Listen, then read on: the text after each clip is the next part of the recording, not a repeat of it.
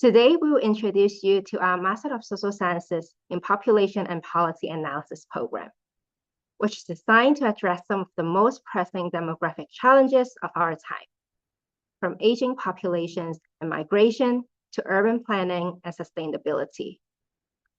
Whether you are a recent graduate or a young professional considering a shift into policymaking, research, or social innovation, this session will show you how our program can equip you with the knowledge, technical skills, and policy insight needed to tackle some of the greatest challenges of the coming decades. So let's get started. Here is what we have planned for today's session. Over the next hour, we will start with a brief overview of Hong Kong and Hong Kong U. Then we will introduce the program's unique features and discuss how it aligns with your career goal. Next, we will cover admission requirements and the application schedule. The highlight of this evening will be a sample class on quantifying global migration flows, led by Professor Guy Abel. After that, we'll hear from our student representatives about their learning experiences at HKU. At last, we will open the floor to questions. Hong Kong is a world city in Asia. Hong Kong is actually ranked at #1 for the international trade readiness and economic freedoms. Its strategic location, innovative startup scene, and progressive talent policy makes it an ideal place to study population dynamic within a hyper-connected urban setting. So let's talk about HKU itself. We're proud to be ranked at #1 in the QS Asia University Ranking 2026. This achievement affirms HKU's leadership in Asia and Asia's academic landscape and comes at a significant moment as we celebrate the 115 years of excellence and advance our vision to become a world-leading university transforming humanity's future. The Faculty of Social Sciences, where our program is based, is ranked at #1 in Hong Kong and 5th in Asia in the QS World University Faculty Ranking 2025. As our students, you have the opportunity to engage with world-class faculty and fellow students from diverse backgrounds and benefit from the rich academic and professional exchanges. With over 30,000 alumni, we regularly organize alumni sharing sessions. And as our students, you could gain insight from the industry experts and expand your professional network. Now, let's get into the specific of our program. The Master of Social Sciences in Population and Policy Analysis provides you with a pioneering approach to understanding the current population issues. We provide training on the methods, research design, and policy strategies required to identify the impact of changes in population size and structure. What sets our program apart is its integrated approach. We combine population study with policy analysis, enabling you to understanding the interconnected nature of demographic dynamics and their societal implications. This empowers decision makers to craft targeted, data-driven, and evidence-based policies that address demographic challenges effectively. And as a faculty-level master's program, we leverage expertise across disciplines to equip you with the research and analytical skills needed to solve real-world challenges. Our curriculum covers key topics related to population study and policy analysis. Whether you are or aim to be a policymaker, researcher, or practitioner in the private or nonprofit sector, our program prepares you to tackle these pressing issues and become future-ready professionals. In terms of program design, our program is a one-year full-time program, divided by 2 teaching semesters. Throughout the year, students are required to take 5 compulsory courses, 3 electives, and a capstone project. Here you may find a current course list and curriculum. For our courses, we cover a wide range of topics, including demographic research, policy evaluation, statistical computing, health, migration, big data, and social research methods. For a detailed course description, you may also scan the QR code and visit our program website. Beyond coursework, we also organize activities to deepen students' understanding of population issues. For example, our Population Insight series features practitioners discussing topics such as aging, general technology, fertility, AI applications, and social inclusion. These seminars are excellent opportunities to broaden our students' perspective and engage with current debates.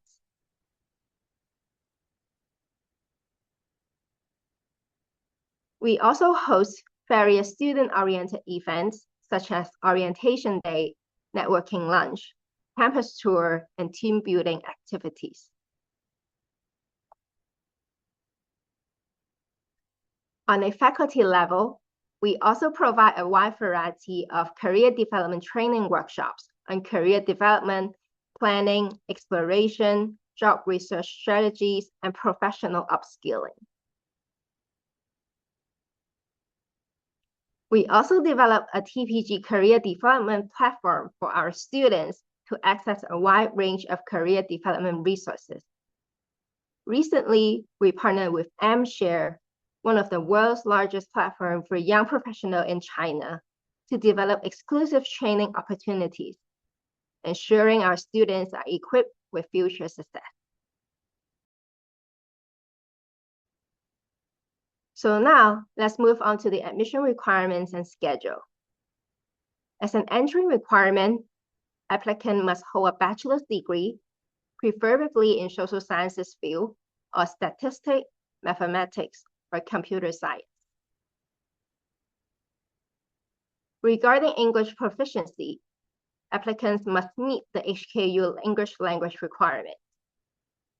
If your bachelor's degree was not taught in English, you'll need to submit a TOEFL or IELTS result. Starting from 2026 to 2027, these tests must be taken within 2 years prior to September 1st of the application year. For other accepted exams, please check our website for details. If you have already started the online application, after completing the online application form, please remember to upload the following documents, including identity documents, official transcripts, institution grading system, degree certificate, English language result, reference reports, personal statement, and CV on the application portal as soon as possible. Please note, HKU does not collaborate with intermediary agency for admissions or quotas. All application materials, including personal statement, must be prepared and submitted by you. Do not use any template or paid service offered by intermediary agency. Here is the admission timeline. All the application will be reviewed on a rolling basis. We recommend students to submit their applications early. For students who have submitted and completed their application before November 28th, we will notify shortlisted students by email for an interview this week. The next round of application deadline is on January 16th.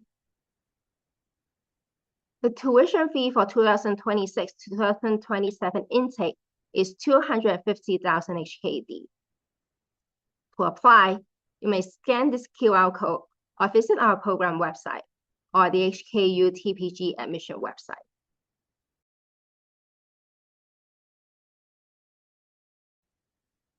And now, I'm delighted to invite Professor Abel the Program Director of the Master of Social Sciences in Population and Policy Analysis, to give a sample class on quantifying global migration flows. Without further ado, let me pass the time to Professor Abel. Professor Abel, please. Thank you, Carmen. Let me just share my screen. I can share my slides. Okay, so welcome everyone. So very happy to talk to everybody tonight. I'm going to discuss a little bit about actually my research topic, which is working on quantifying migration flows. So I've been working on this topic for maybe 15, maybe nearly 20 years now. And yeah, perhaps maybe just to get us off to thinking about migration and migration data, something that we will cover in the master's program. We can really think a bit about what is migration and how do we measure it.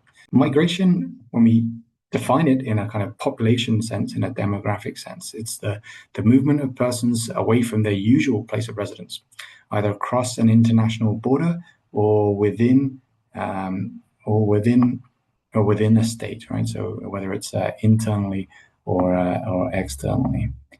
Okay, so yeah, this definition is sort of what we use when we think about trying to measure migration, trying to, from a population sense, thinking about how many people are coming in and out.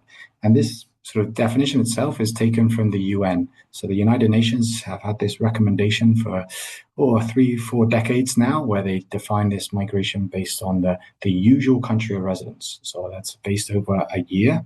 And this idea of usual, that word is kind of special, right? That is essentially trying to say that we won't count people that are spending time in another country if it's for like a long business trip or if it's for a long holiday, right?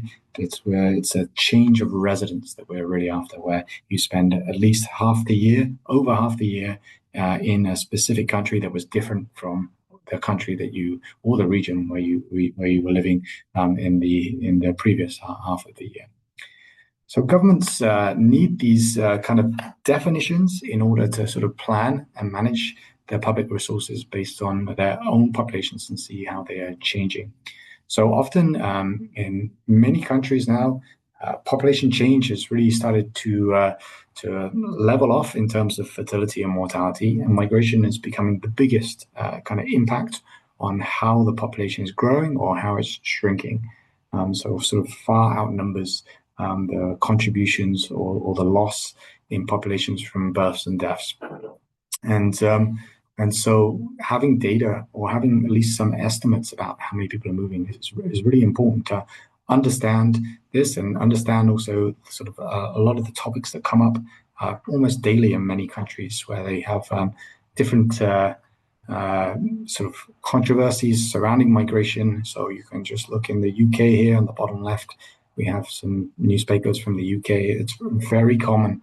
Almost every week there will be the front story will be about the migration debate and government's sort of responses to migration policies. The same in the US. You can see even with Trump now, it's becoming even more exaggerated than the rhetoric about migration and migrants.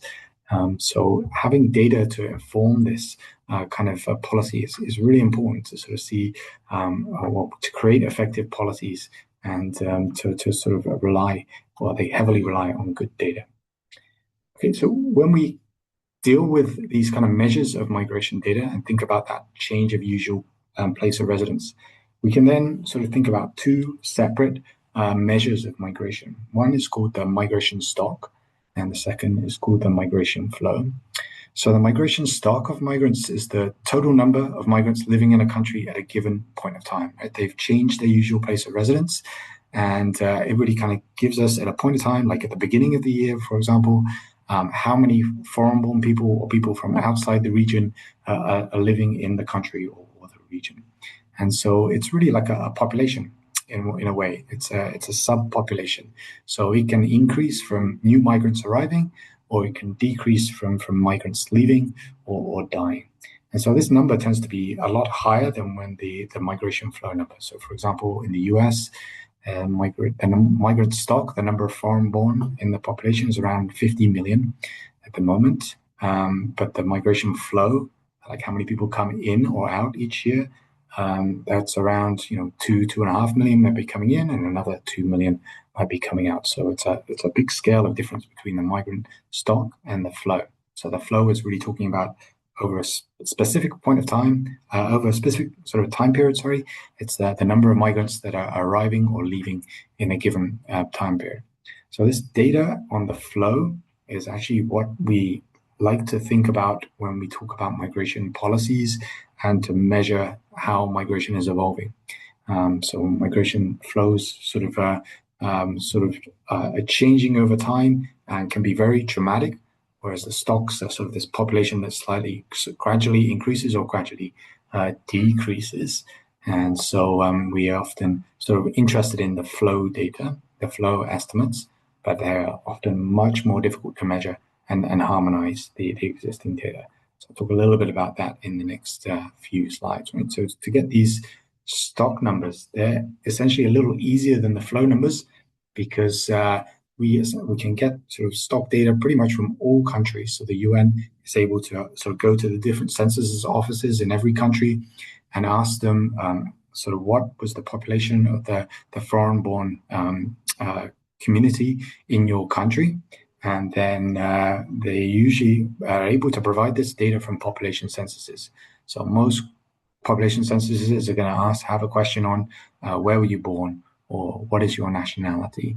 And from that, they can aggregate the data up over the individuals to get the total population of the foreign-born or the non-native population there. And then a small amount of countries do not have censuses, but instead they rely on population registers. So especially in, for example, Germany or in Sweden, for example, they have these population registers that are actually almost like a continuous census, where again, people who move to those countries, they have to register into the population register in order to get any kind of basic amenities. For example, if you want to get a mobile phone or you want to connect your apartment to get electricity, then you need to register. And from that register, they will also ask a question about where were you born or what is your nationality. And again, that will help them collect the data. And then a small amount of countries have this collecting data from surveys as well. So that's really in the more developing world where there is no census or there hasn't been a census for a long time, then they might rely on survey data that will also have a question on place of birth. So in pretty much most of the countries, they are always asking these questions on where were you born? And in some, around 20% of the countries down the bottom here, we see that there's someone collecting data on citizenship. So it varies between the countries, but it really depends on their sort of policy needs and how they develop their censuses or their registers to get the data out there. So usually, as I said, the censuses are really good at getting the stock information, but of course it's not perfect in a way that usually countries are only taking the census every 10 years. They might have a little sort of mid-census survey, but it really makes it difficult to estimate the number of migrants sort of in these non-census years. And it also sort of doesn't capture anything about the people that left the country. So you have no kind of measure about the out-migration. And finally, we get no information about the time of move or even the legality of move. So we make it more difficult to, again, capture the number of illegal migrants that might be coming in or out of the country. Okay, so as I mentioned there, illegal migration is sort of one of the sort of biggest sort of hot topics of migration. This is really referring to the movement of people outside the legal rules for entering or leaving a country. And it's usually sometimes referred to as irregular or unauthorized migration. And in most cases, we can estimate these numbers from censuses. So census, to fill in the census, usually there's no kind of sort of requirement that you have to have any legal status in the country. But we tend to rely as well on some kind of survey data and follow-up data to estimate the number of illegal migrants. And they tend to be a quite small minority in most countries. So you can see this plot here from Our World in Data, which was based on a recent study published last year, where they went through the different countries, and you can see in the red bar is the total amount of estimates of the illegal migrant population compared to the total population of all migrants. So you can see, in especially most of these European countries, in Canada, for example, all quite a small share. Only in the US is it really such a large proportion, up to 22% of the migrant population is believed to be illegal, which obviously is sort of a big concern to many in the US. But those kind of concerns are spreading even to these European countries where it makes up a relatively small definition there.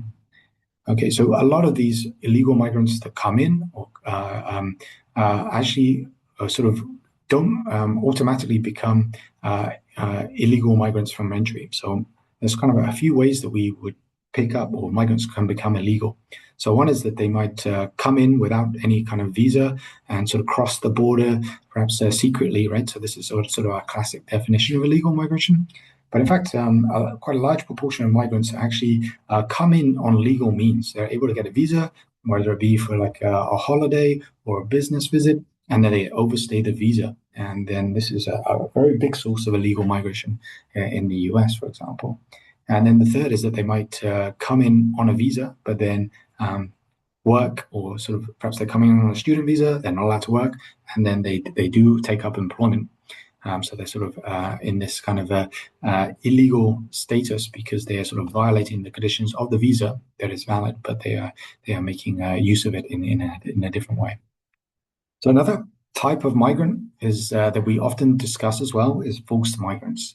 So forced migrants are persons who sort of have to move out of the country where they sort of usually reside, because of some kind of big impact from either a disaster or some conflict. So we've seen the number of refugees in this turquoise line has sort of increased over time. Back from 1950, it was only in a couple of millions, and then over time we've seen this number gradually rise and rise and rise. And so this is partly a result of us just being able to measure the number of refugees better than before. So when we look in the early part of this chart, actually the data there is only based on a few countries. And as we hit around towards the 1990s, then the UNHCR that collects the refugee data got better and better at sort of getting towards a global coverage. When we look at these purple charts and we factor in the percentage share of migrants as refugees, as migrants, then we can see it's again a fairly small share of all migration. It's a sort of a bit below 10% currently that are refugees. So if you combine these kind of the refugees and the asylum seekers along with the illegal migrants, then it's in most countries it will be below 10% of the total migrant population. So another way to think about migration that I think is often we misled with is that 90% of the migrants are sort of legal, they're labor migrants, right?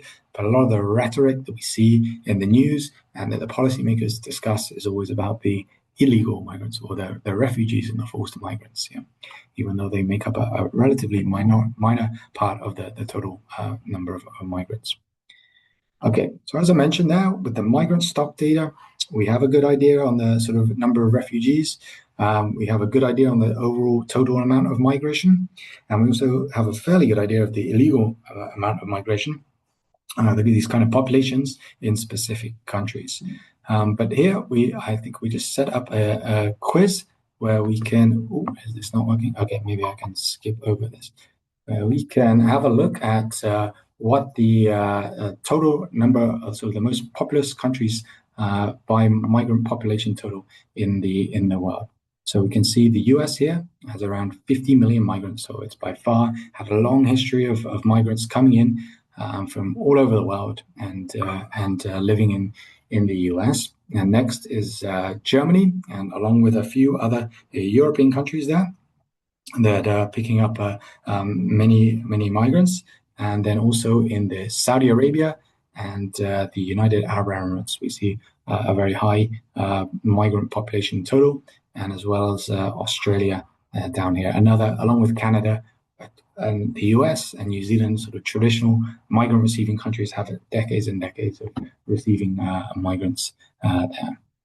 Okay, maybe I can skip. And then across to the emigration. So we can also think about the UN, that they provide data, not only where the migrants live, but where they came from. So here, when we look globally, then India has sort of increased quite rapidly over the last 5 or 10 years to pull ahead of Mexico and China as the biggest kind of source of migrants in the world there. So many Indian migrants are going to, especially these kind of Saudi Arabia and the United Arab Emirates, as well as for kind of labor migration, along with the US and parts of Europe. And then when we think about the third type of measure from the stocks, we can consider the percentage share of migrants. So we'll come back to that in a little bit later. So as I mentioned, that's the total numbers on the total population over all countries. And we see that most migrants will reside in the same region. So for most people, international migration means crossing a neighboring border, not an ocean, not going a far way, a long distance. So this data, again, is from the UN, this on the right here, showing these average distance moved. So usually it's sort of a 0 kilometers. We just move across the border when we migrate internationally. Very few are migrating these 10,000 plus that we see this down in the bottom part of the plot here. Maybe I can get a pointer working. Yes, okay. And so on the left-hand side here is again the data, but it's on the this time it's on the refugees. So we see the region of origin on the left, sub-Saharan Africa, America, Asia Pacific, Europe, and on the right it's the region of asylum. So that's where people have been forced to move to. And again, you see these big arrows are the same color. They're going from the same origin to the same kind of destination or region of asylum. So although we have this kind of view, at least in the West, that most asylum seekers or refugees, they're heading towards the rich countries in the kind of global Western order, but in fact, most are actually going to the neighboring country, very short distances. Usually they are unable to move so far. Okay, let me see if this one's working. Okay, so when we think about the total population of migrants across all these different categories and across time, then the UN has calculated that we've heading towards 285 million migrants in 2024, they estimated. So this has been a gradual rise since the 1990 in the global migrant population. And when we think about it in this green line as a share of the population, then this is sort of fluctuated around 3%, perhaps creeping up to 4%. So essentially it's saying that, it's quite a rare thing to sort of be a migrant, to be an international migrant in the world, right? Maybe 3 out of 100 people might be this international migrant, that they live outside of their country of birth. So we can think about it the other way, that about 97 out of 100 people are non-migrants, that they live in the country where they were born. Okay, so it's quite a rare event when we can think about migration. So that's not to say that countries are not impacted by migration. So you see in this middle chart, we plotted the percentage of the population that are foreign-born. And so you can see in a lot of Asian countries, including Hong Kong, where we are in the middle here, that has a very high share of the overall population that is foreign-born. So in Hong Kong, it's just over 40% born outside of Hong Kong. That includes mainland Chinese in the UN's definition. They have a separate category for Hong Kong and Macau. And then you can see in some of these countries like the UAE, like where Dubai is, right, or in Jordan, where there's sort of many Syrians, or Oman and Saudi Arabia, a lot of labor migrants. They make up a big share of the overall population there. So far less than in the US, for example, doesn't even appear in the top 10 here as the share of population that are foreign-born. Okay, so this kind of plays into this very interesting finding that we keep seeing repeated across countries. So this is survey data where they've asked in these different countries listed here, what is the percentage of the population do you think are immigrants? And you can see at the top here in Argentina, the average guess when they sort of ran this sample, just to asking Argentine people, they guessed around 30% of the population were foreign-born. But when we compare that to the data, it's so far over. It's whereas in real life, the official data from the census is only showing 5% of the population of foreign-born. So there's a massive sort of disconnection between the level of migration in a lot of these countries and the actual value of migration. So, for example, in China, I used to work in Shanghai. I would often ask my class what percentage of the Chinese people living in China were foreign-born, and I would get something around this, like 10 or 11%. But in China, the native-born population is so big. It's the number of migrants is really rare. It's under 0.1% there. Okay. So finally, sorry, I flipped forward. I just wanted to say at the bottom here, only in Israel and Saudi Arabia is there these underestimates where the average guess that both countries are guessing around 24%, or in fact it's a little bit higher there. Okay, so all these sort of discussion points have been going through. It's all related to the migrant stock data, right? How big the population is, and we can get that from these fairly reliable estimates from the UN on going through all the different countries' censuses. But often, like I mentioned before, when we want to sort of discuss migration, we want to actually not know how many people there are now that could have come whenever, like 50 years ago or 5 years ago. We actually want to know like how many people are arriving now, how many people arrived in the last month, or how many people arrived in the last year. And so this is what my research is really focused on a lot, right? That this migrant stock data that we have, that I've been discussing already, it sort of doesn't really tell us anything about the patterns over time, right? We don't get to see the kind of dynamics of the global migration. We're not sure when the people moved. When, for example, the 50 million migrants in the US, did they all arrive last year, or did they arrive over many decades, right? And so to get to this kind of answers for these kind of questions on when people arrived, we need to look at flow data. So this is really measuring how many people are moving over a given period of time. So official data on international migration flows are often missing for most countries. When we step outside of Europe, for example, that has a fairly comprehensive system for measuring migration flows, and a few sort of Western countries, and especially when we get into sort of more developing parts of Asia, or get into Africa as well, trying to get an estimate of the migration flow is a lot more challenging than it is to get an estimate of the migration stock, because usually the censuses are not asking questions on sort of where were you 1 year ago, or how long have you been in the country. They're usually just asking these questions on place of birth. So that really restricts our analysis of international migration patterns and trends. It becomes really difficult to monitor migration, especially in these kind of emergency situations. It becomes difficult to set up any policies and to see how effective they are, because we're not able to see the response from a new policy or to exit an existing policy. It makes it really difficult to develop any sort of comprehensive migration theories, because we only have data from this kind of a rich country perspective. And so when we come to doing any population projections or forecasting as well, we're also in a very difficult area, because we have nothing to base our projections on. So we have to first come up with an estimate and then try and see how they progress. So this has been a big topic of debate recently in the United Nations. So in the SDGs that were set back in 2015, and then later on the Global Compact of Migration, which was introduced in 2019, I believe, they both sort of heavily call for better migration data to enable us, the policymakers, to better set migration or policies related to migrants. So without the data, it's very challenging for them to understand what is going on. So this is really where my research has come on. That I really was actually trained as a statistician, but then I started to work in population research centers in Europe first, and started to develop methods to estimate migration to help us do population projections originally.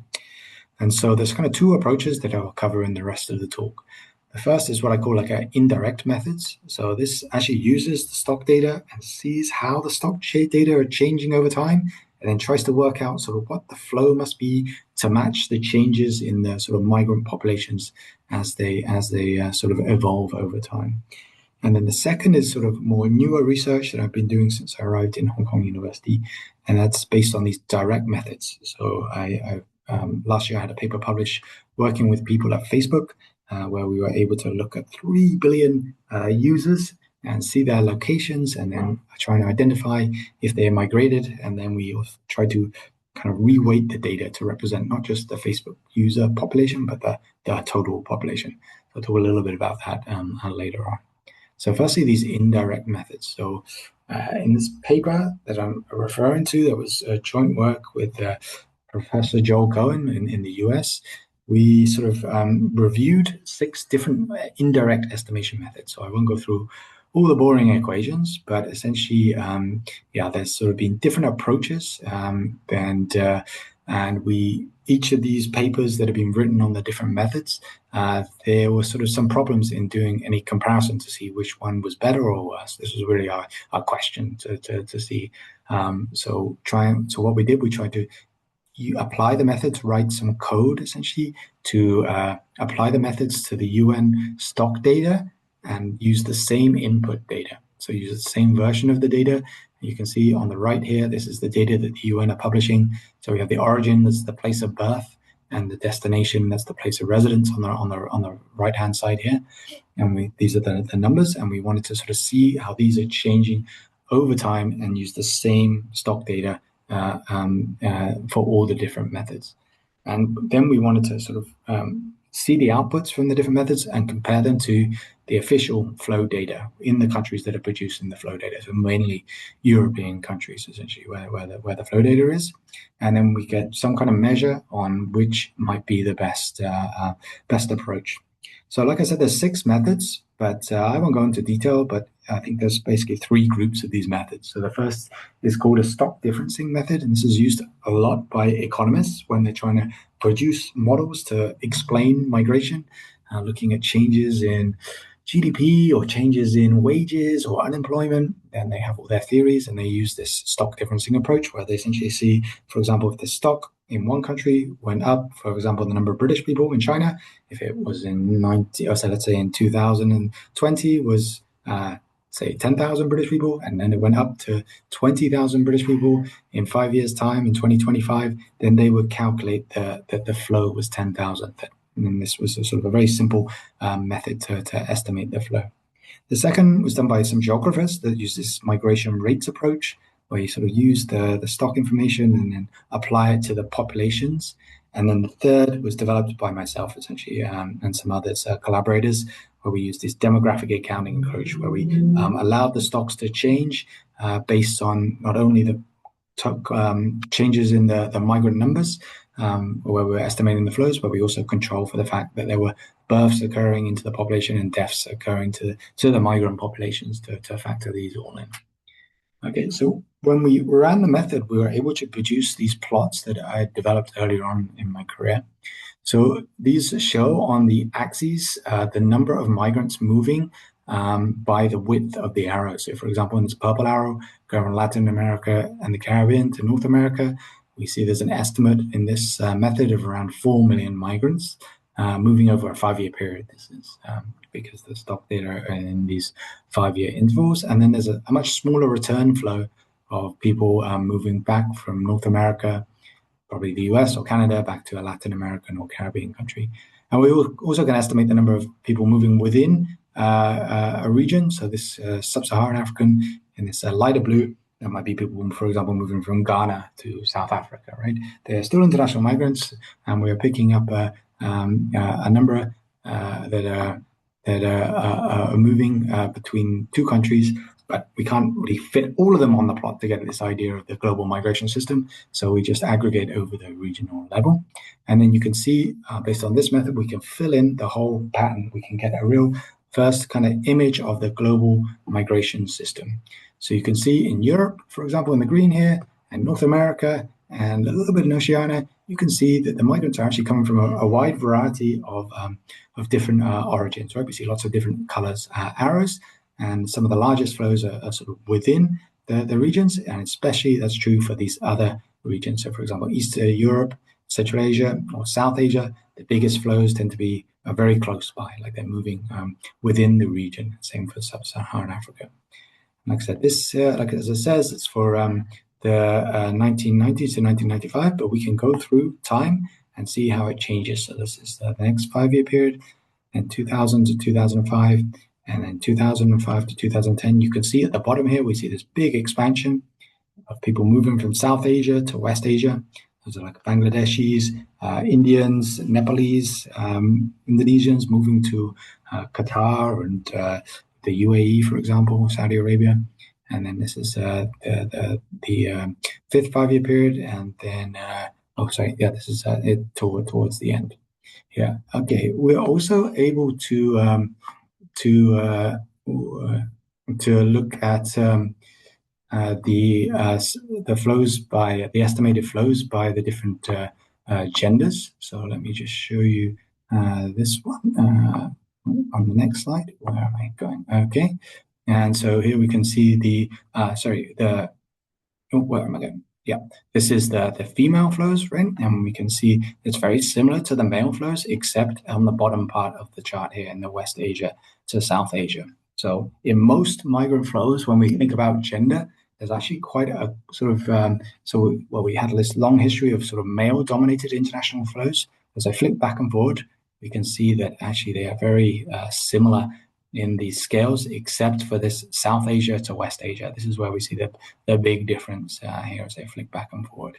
So a lot of male migrants, so these labor migrants that are moving from South Asia, India, and so forth to Saudi Arabia and the other countries in the Gulf states, where it's a lot smaller female flow on the same corridors.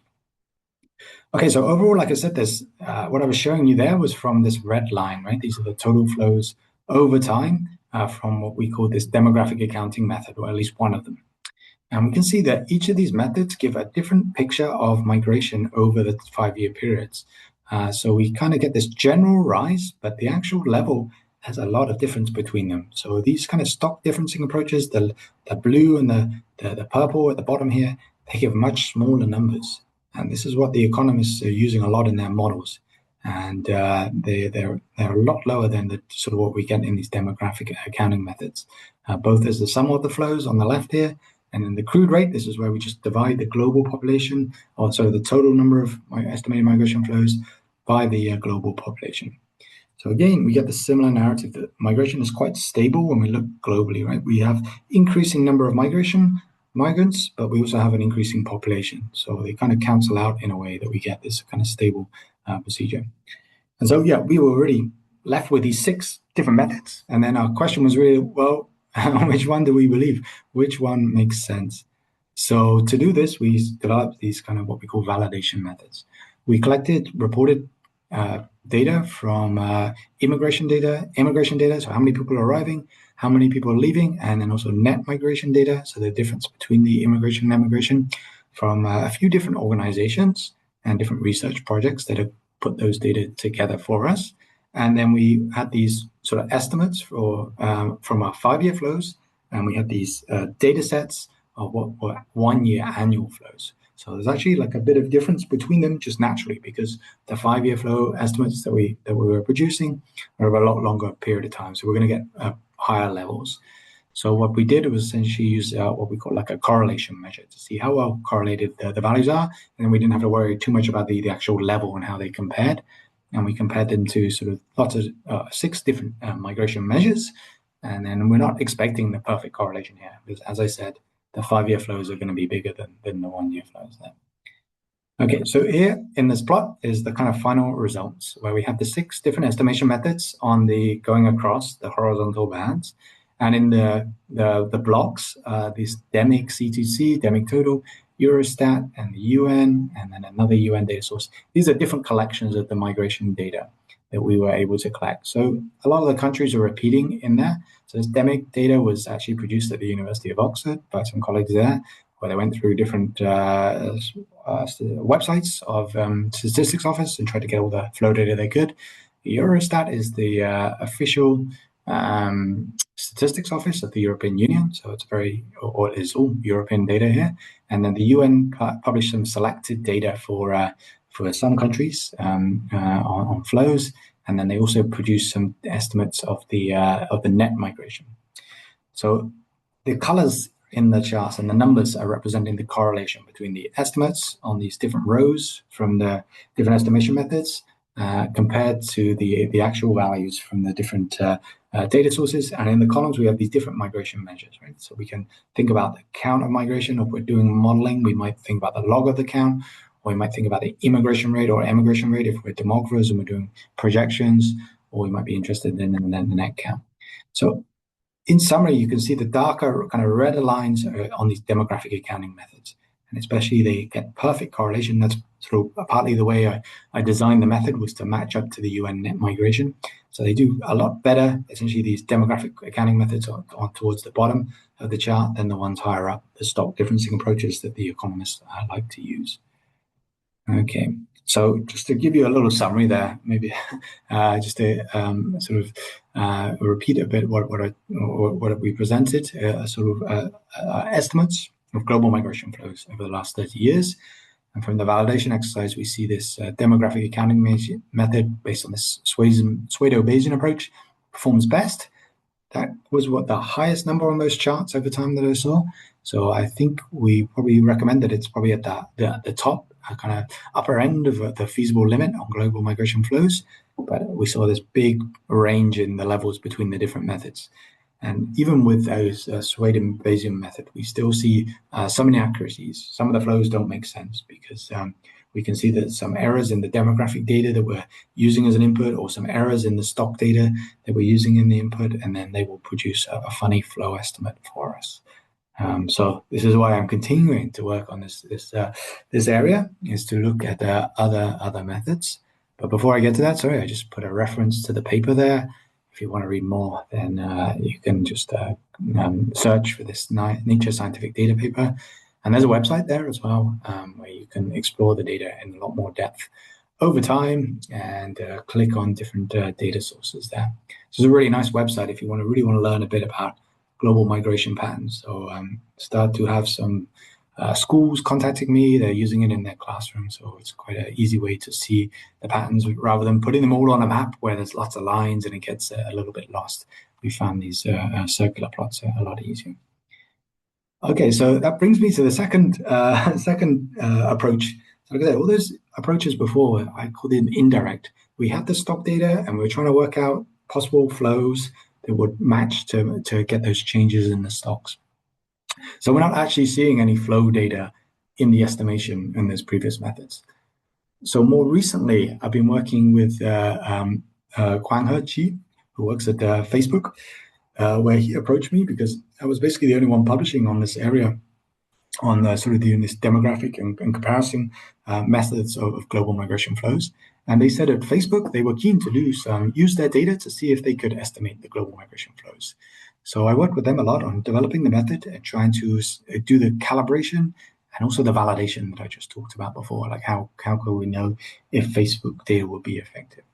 So the whole idea of the project was to use the Facebook data that they have 3 billion users spread across the world, including in China. And then we could try and perhaps use that to see for each of the users if they were migrating and which country they were going to and from. And then we wanted to weight the data to reflect the different Facebook usage populations to get an estimate of the total population moving. So we have basically 5 steps, right? The first is this step 1 in this in the plot as well, the topmost plot, where we have every individual. We can sort of have this sequence of squares, right? Where we see when they log on, it's like this filled in black, and when they're not using Facebook, then it's kind of white, right? So we have these kind of sets of continuous kind of segments for each person and when they're logging in, and then we also know their location.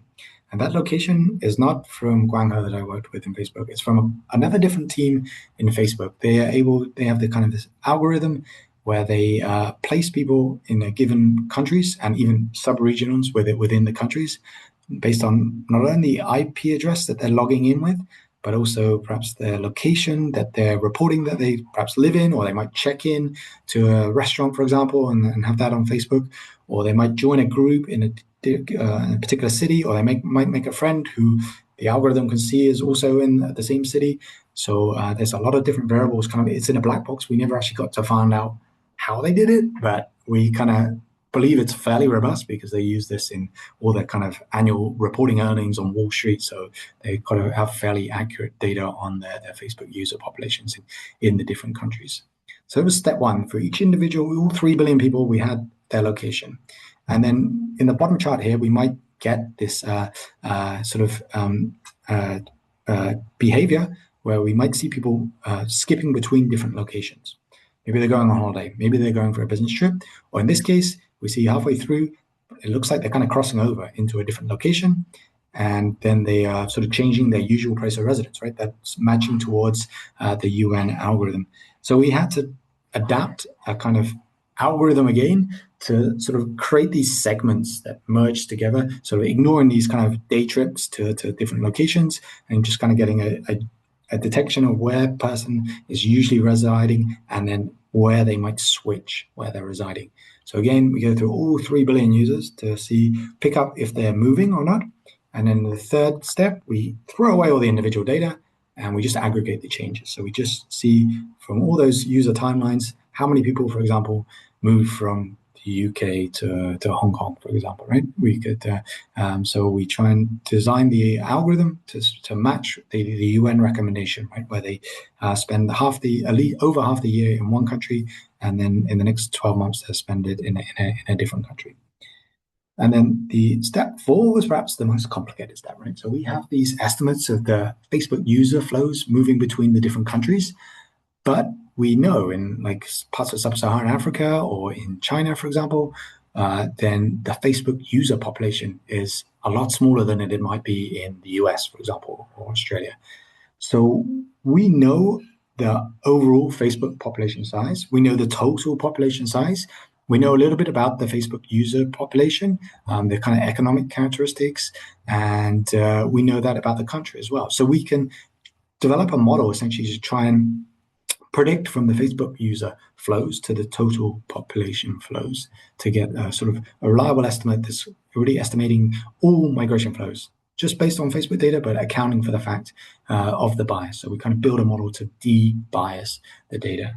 And then the last step, step 5, was that to publish the data, we needed to add some privacy. So on some small flows, you can imagine like Ethiopia to Bolivia or something, right? There's probably only 5 or 6 people that might have come out of our algorithm being moved there. And so we replace those small flows with another small flow, a different number. So all the small flows are kind of can't be truly trusted because they've been replaced by another small number using another method. So that's to preserve the privacy that if you wouldn't be able to pick up or believe a flow of one and say that is my friend. I knew that they moved him because that one might be replacing another number. So as part of the requirements in making this data public was that we add in these differential privacy methods. Okay, so at the end, we get actually a very similar pattern of flows that we got from that I was showing you for the 5-year flows. So this is for 2022. So we can see, a similar like in Europe or North America, we get a wide variety of flows coming in from all the different origins. But in like sub-Saharan Africa, for example, or in Southeast Asia, the biggest flows are the ones within the region. So the really amazing thing about this data was that we were able to produce these estimates monthly. So if you think about before, I was doing 5-year sort of changes and it's kind of big and clunky. We were able to get like super detailed estimates of monthly flows. And we started the data collection before COVID, or we could go back in the timeline, before COVID, which allowed us to really see the changes over time in this plot. So this is the millions of migrants in the millions in this line chart that are moving each month during COVID. Yeah. So in this, actually the dotted line, the lighter one is actually the real number, but it's got like a smooth line through it. So we can see this big drop off during 2020 to the summer, and then a slight recovery. And then towards the end of COVID, we see this kind of rebound to a little bit higher than the pre-pandemic levels. So we saw like different phases of countries closing down and opening up. So some sort of opened up after the first or second wave, and others they kept closed for like China or Hong Kong for a lot longer. So this obviously had a big impact on the migration flows. Okay, so the validation part, we were we had this monthly data, and we found only 2 countries in the world are publishing monthly statistics on immigration that use this 12-month definition that we were developing from the algorithm. That was New Zealand and Sweden. both these countries have very good statistical systems. So we was trying to see how good our data matches up. And you can see in this plot A, we get a very good correlation. Yeah? And in plot C, we just pick out one of the flows over time. For example, India to New Zealand. In the black line is what the statistics office in New Zealand is saying, and in the green line is our estimate. So we found this pattern in many of the New Zealand and Sweden flows. We were getting very good matches, so that's kind of implying that I think our weighting system was effective, and also, the Facebook itself was picking up migrations, the detection algorithm that we're using. So we also compared to the Eurostat data, but this is coming from a bit of more messier. So not all the European countries have great migration systems, migration data collection systems. So we don't get as good a correlation as we do in the countries that have a very high level of migration statistics. Okay, so in the end, what we ended up publishing was data from 181 countries. So we didn't include China in that. So when you work with Facebook, then they have some country list on which countries they want to publish data on. So China was not in there. Afghanistan, I think, was another one that we had to leave out. So everything went through kind of like lawyers and everything. But you can follow this link or have a Google. If you look on the Human Data Exchange website, and you can download the data for yourself. We're sort of able to estimate for China and other countries, but we just weren't allowed to release that data. So as I said, the beautiful thing about that data is that it has this frequency. So you can imagine we get a lot of interest from policy people working in the UN, people working in the International Office of Migration, that they don't have that data at all. They don't have the access to the different private companies, these big mega companies. So they're very interested in seeing the data and continuing this work.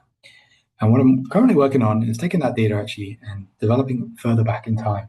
So you saw that data, it started in 2018, where I'm actually using these kind of machine learning, deep learning methods we can actually get quite good estimates going back even further, way back to 1990. Okay, so if you want to check out that data, then as the data is on this PNAS, the Proceedings of National Academy of Sciences, published in this journal.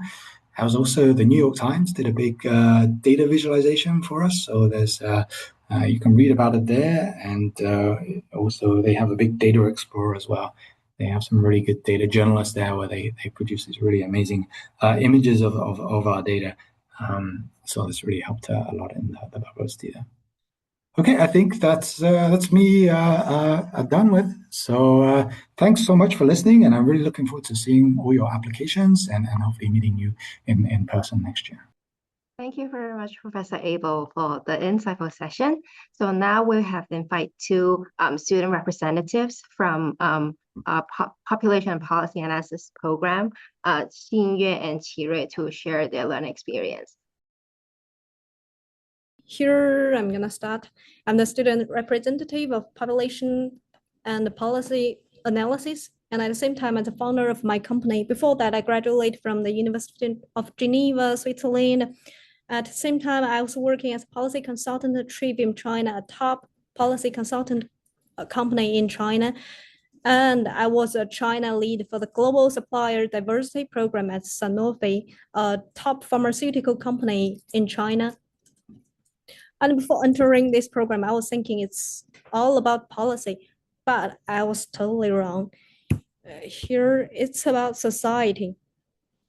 Every corner of the society, and even the hidden corner of our society, I will mention later.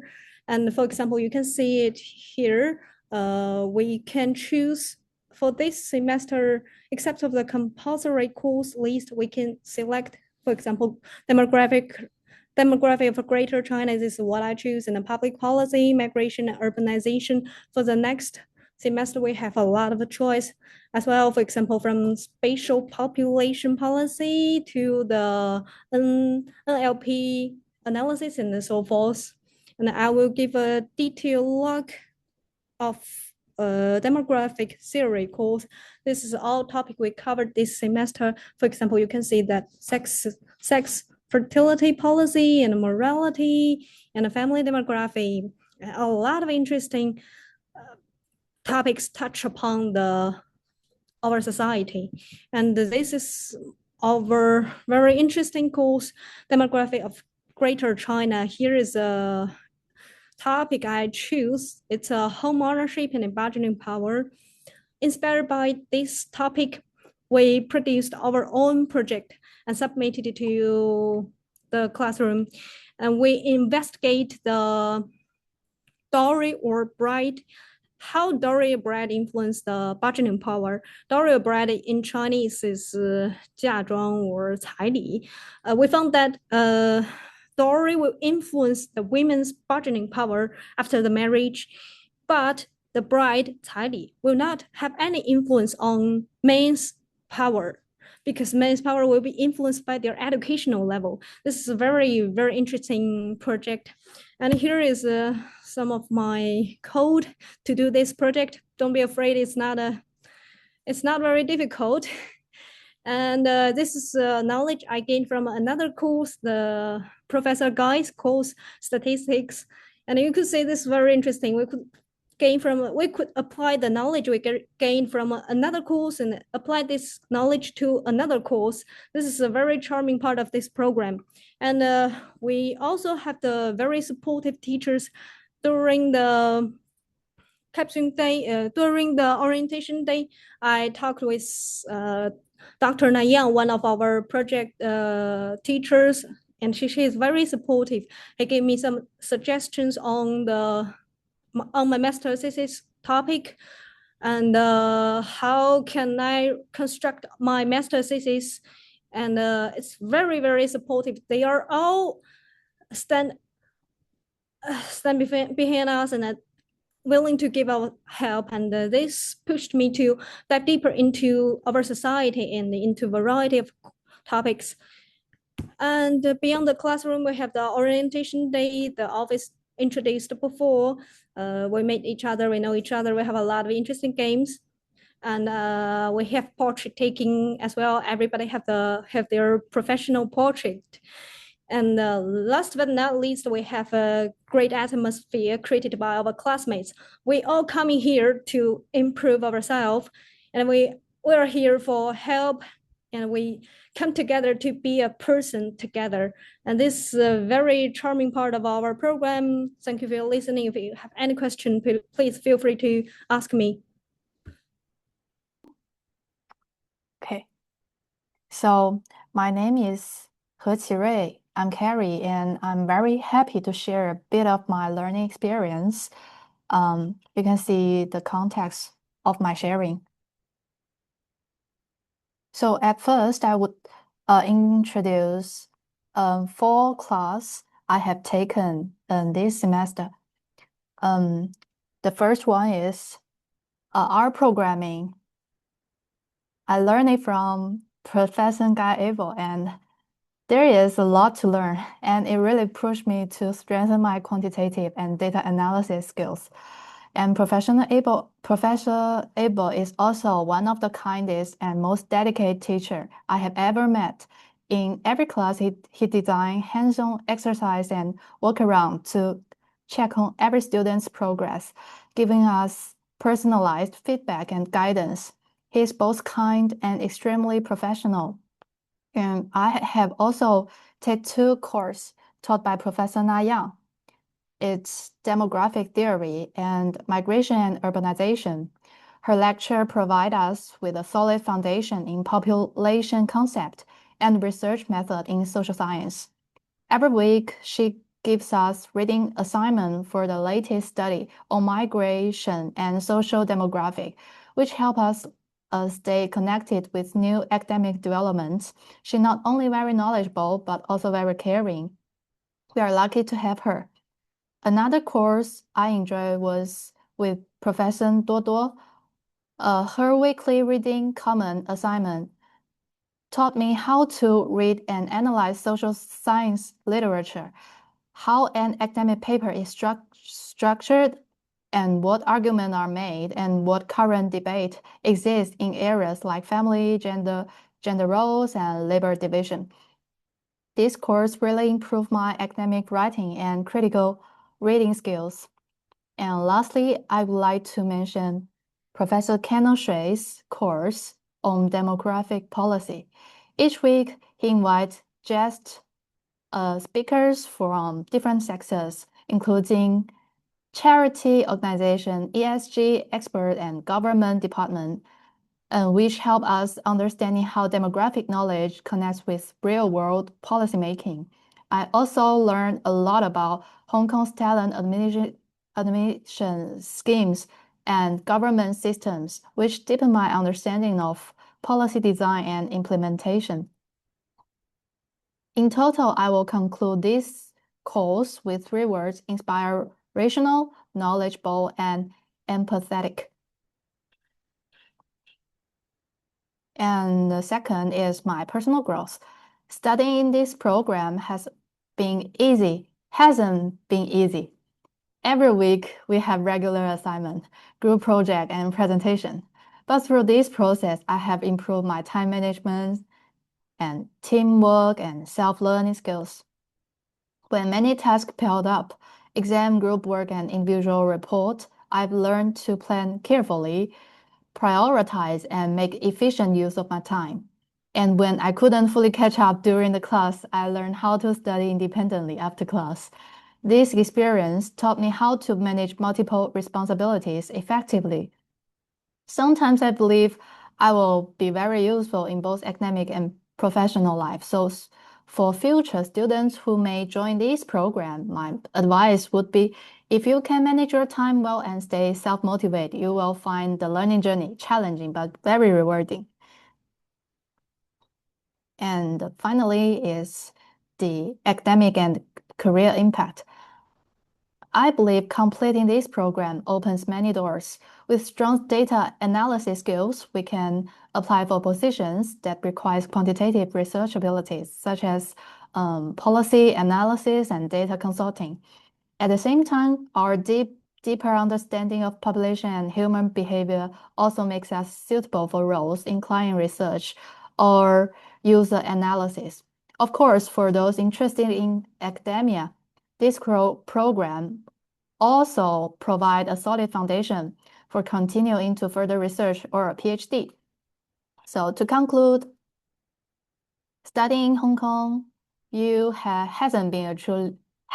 been a truly fulfilling experience. I have learned a lot, met inspiring teachers and classmates, and made great friends. If anyone has questions, please feel free to ask me anything. Thank you. Thank you, Qirui and Xinyue, for sharing your inspiring journeys. If you would like to stay connected and receive our updates, please follow us on our social media channels. If you have any further questions, you can also send us an email. Our email is mpoppa@hku.hk. Thank you once again for joining us tonight. We look forward to seeing many of you in our interview soon.